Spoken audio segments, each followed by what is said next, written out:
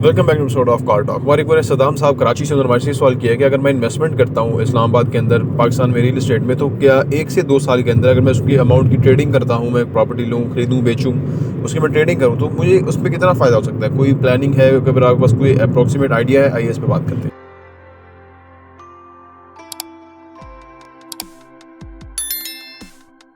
अस्सलाम वालेकुम रहमतुल्लाहि व बरकातहू। देखिए जी, रियल एस्टेट जो फ्लिपिंग है, ट्रेडिंग है या चीज़ें खरीदना बेचना, ये एक आर्ट है। सेलिंग का भी नेक्स्ट लेवल है। चीज़ आपने बेचनी वो आसान है, अब आपने पूरा रिस्क भी लेना है और उसके ऊपर आपने उसको एग्जीक्यूट भी करना है। ये बड़ा खिलाड़ियों वाला काम है, तो इसको ग्रेजुअली करें। जल्दी इसके ऊपर कैपिटलाइज होने की कोशिश में आप नुकसान कर देंगे। ठीक है ना। मैंने भी खुद बड़े तरीके से और बड़े देर से मैंने ये काम किया, तो उसमें फ़ायदा हुआ, लेकिन बहरहाल रिस्क हाई होता है, तो उसमें आपको बचने की ज़रूरत है। मैं आप जो बंदे नए हैं, जैसे वो कहते हैं ना 2 साल में 3 साल में कितना फ़ायदा होगा, मैं उनको एक तरीका सजेस्ट करता हूँ जो मैंने भी किया, उससे मुझे फ़ायदा हुआ। वो तरीका ये है कि अभी आप अच्छी जगह सेलेक्ट करके प्रॉपर्टी खरीदें और अपनी आमदनी जो है ना, जो भी है, जो पैसा है, उसके बाद उससे कोई चीज़ खरीदें। उसके बाद खरीदने के बाद या तो आपने इंस्टॉलमेंट देनी होगी या आप दे चुके हैं पूरा 100% पैसे, तो अब आप अपना जो काम कर रहे हैं उसके ऊपर और बेहतर काम करें, आमदनी के ज़राए बढ़ाएं। 1 2 3 4 5 जो है ना वेज से आपको आमदनी आनी चाहिए, और कहीं से ज़्यादा आएगी, कहीं से बहुत थोड़ी सी आएगी, लेकिन थोड़ी आमदनी को थोड़ा ना समझो, वो बढ़ जाएगी। तो 4-5 ज़राए से जब आपके पास आमदनी आना शुरू होगी, तो फिर आप फर्दर प्रॉपर्टी खरीदते जाएं।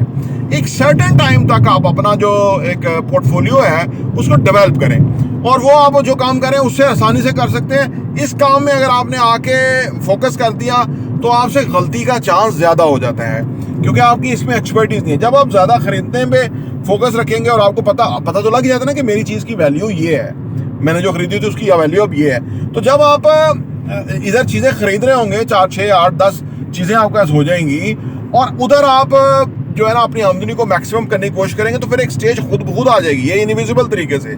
क्या अब आप कहेंगे कि यार ये मैंने 50 लाख की चीज़ ली है, तो मैं अभी मुझे 80 मिल रहा है, इसका 90 मिल रहा है, तो अगर मैं इसको सेल करूं तो मेरे पास ये प्रॉपर्टी ले सकता हूं या 2 ले सकता हूं। तो फिर आप इस प्रोसेस पे जाए कि नहीं 1 से आपने 2 ले ली, फिर इस पे जाए। फिर फाइनली स्टेज आएगी कि जहां पे आप प्रॉपर्टी बेचेंगे और आगे बयाना कर लेंगे, और पीछे आप बेचने की कोशिश कर रहे होंगे, तो वो बिकेगा, तो वो आप पैसा उधर कन्वर्ट कर देंगे, बीच में आपको मार्जिन आ जाएगा। फिर जो अभी ली है उसको फिर आप सेल पे लगा देंगे, और महीने 2 महीने 3 महीने के अंदर फिर आप उसको बेच के उसमें से बेनिफिट लेके फिर नेक्स्ट चीज़ ले लेंगे। तो ये क्वाइट हायर लेवल की गेम है। ठीक है ना, ये इंटरनेशनल क्रिकेट है, आप समझ लीजिए। तो पहले डोमेस्टिक खेलें, डोमेस्टिक खेलेंगे अच्छा, तो उसके बाद आप इंटरनेशनल क्रिकेट की तरफ चल जाएंगे। तो ये एक प्रोसेस है जिसको आपको कॉन्स्टेंटली अप्लाई करना होगा। तो ये डिपेंड करता है, ठीक है ना। कुछ लोग बहुत तेज़ होते हैं, उनकी कैलकुलेशन ऐसी है, उनका माइंडसेट है, उनका इसमें रुझान है, वो जल्दी भी कर सकते हैं। तो इसमें कोई फिक्स टाइम दिया नहीं जा सकता, हर केस वेरी करता है। प्रॉपर्टी इंटरव्यू देखने का बहुत बहुत शुक्रिया।